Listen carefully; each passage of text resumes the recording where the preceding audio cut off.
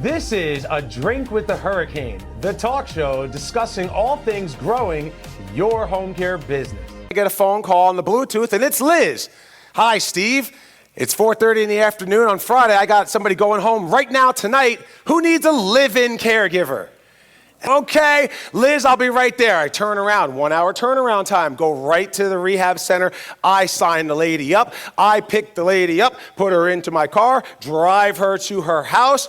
Brian brings the live-in caregiver to the house. We get it staffed. A week later, she calls me the same exact scenario, 4:30 in the afternoon. And I drop everything, turn around, go back, get the person, bring them home, set them up. Then the following Tuesday, she sends me another last-minute referral.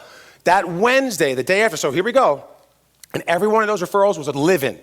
All right, we did a lot of live-in care. So live-in care counted as like 84 hours a week for us, right? So I got 3 84-hour-a-week equivalent clients Friday, Tuesday. So that Wednesday, I go in to follow up with her the next day, and she goes, Steve, I got to tell you something. You've been coming here for and I'm like, 9 months, right?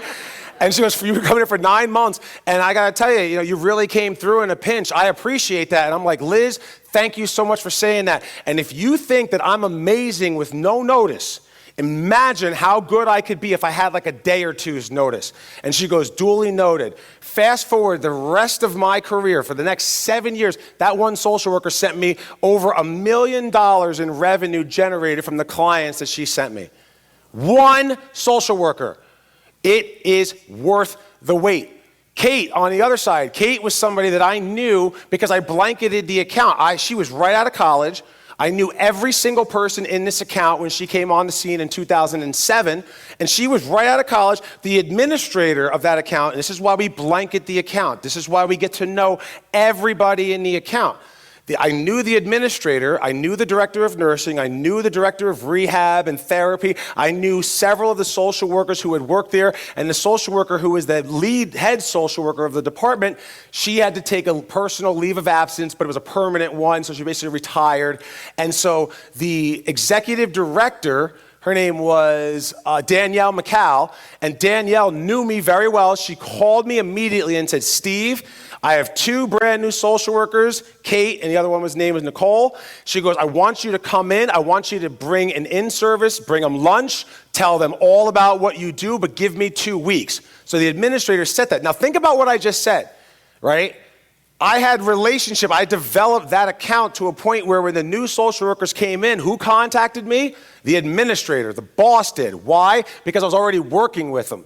So you think about everything that I talked about up until that point, that's the defense, right? That's the best. Offense is a good defense, right? The defense, my operation was supporting this place so much so that when the administrator had to make a change, she called me in to do lunch for the new person.